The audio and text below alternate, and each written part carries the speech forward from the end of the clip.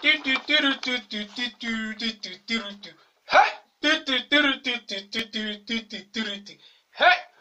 welcome to Get Smart Quick, and this is part 2 of how to memorize stuff. And now, in order to memorize something, in the previous video we discussed various things that you could do. Check that video out. Also, another video you should check out. I could tell you about the 7 ethical ways to cheat, but I won't. Check that out in my playlist.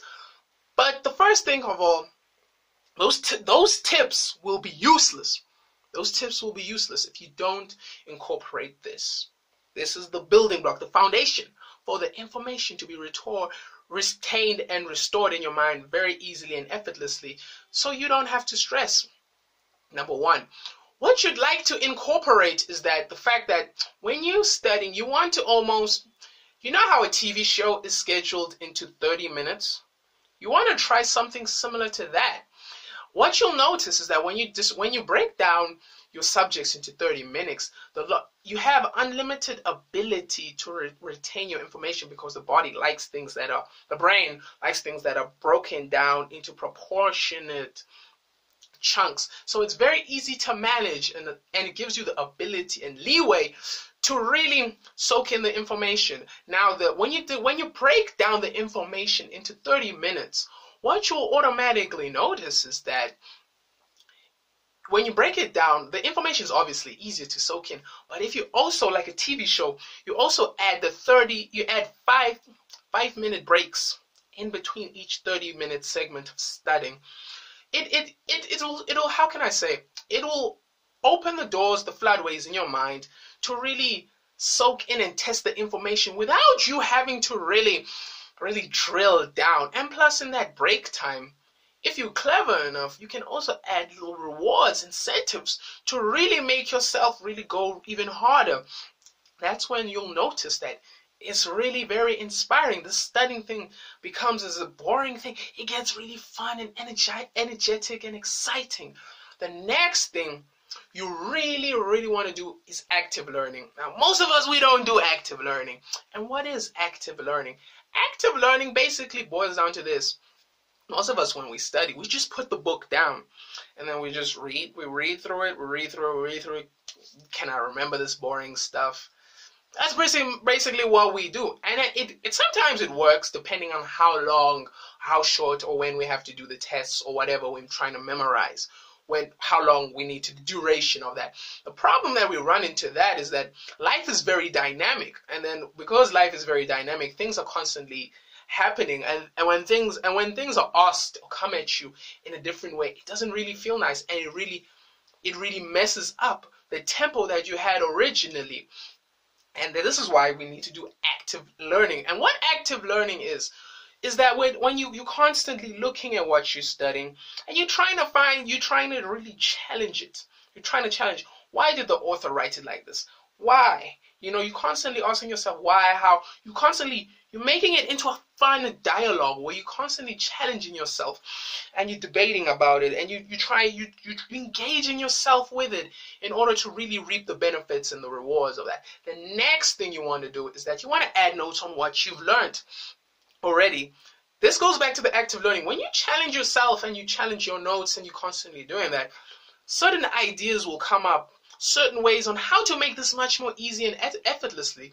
And then when you notice that, it makes it much more interesting. You learn more about how your mind works. And when you learn how your mind works, it gives you the ability to really look at it and analyze and okay, the reason I didn't understand that was because I forgot a certain component. I mustn't forget that component. Everything else is perfect. It's all hunky-dory and perfect. But I need to remember that component. So you're adding notes on top of your notes in order to understand, why did I forget this, or why did I misconstrue, or why did I get confused?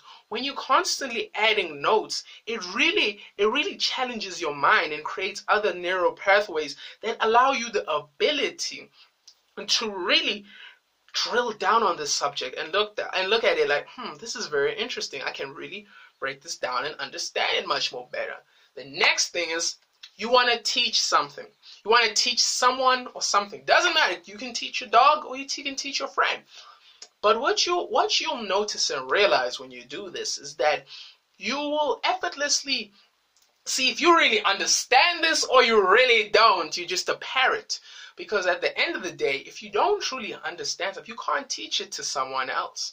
I don't know astrophysicists, astrophysics, so I can't even teach it to someone else. It's very retarded to do that. By giving you the ability to teach it to someone, even if it's your pillow or whatever, you can really hear yourself and see, is the knowledge really soaking in? Does it really translate? Because your true intellectual abilities is in your ability to take something and decompress it so it can trigger an emotion into someone else.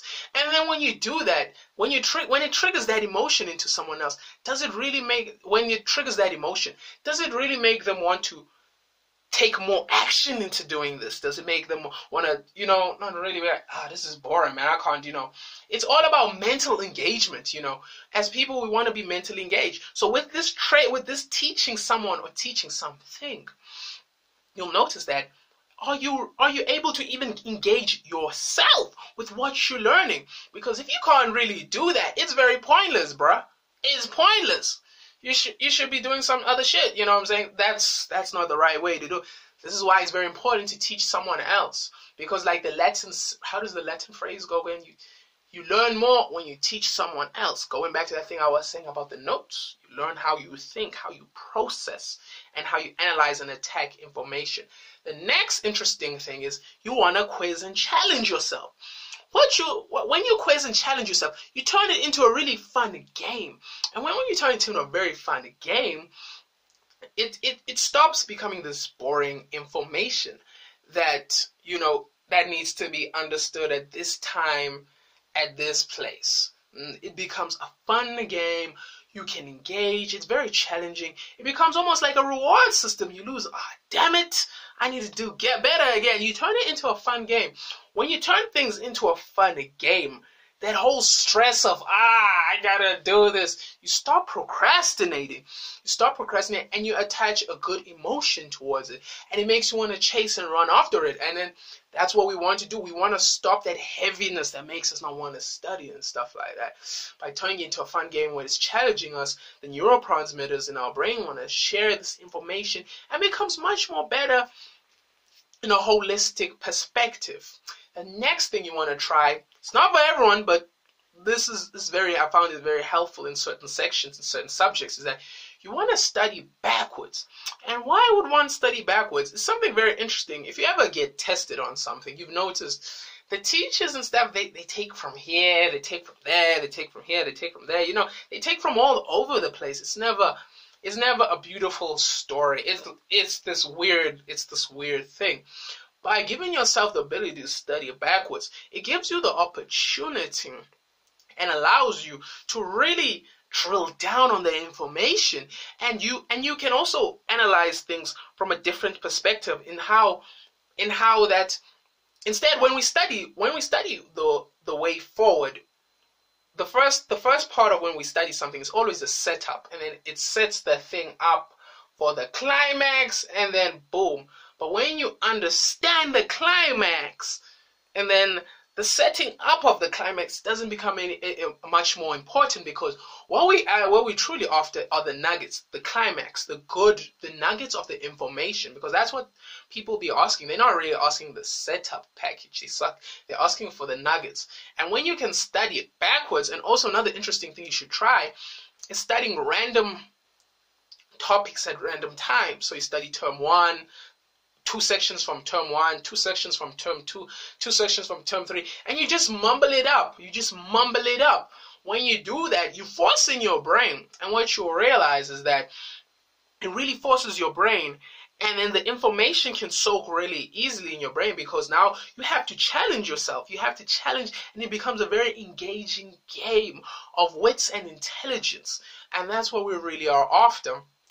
Now the last thing, this is a very important, a fundamental thing that's very needed, that many people don't do, is you need to create a good study environment for yourself.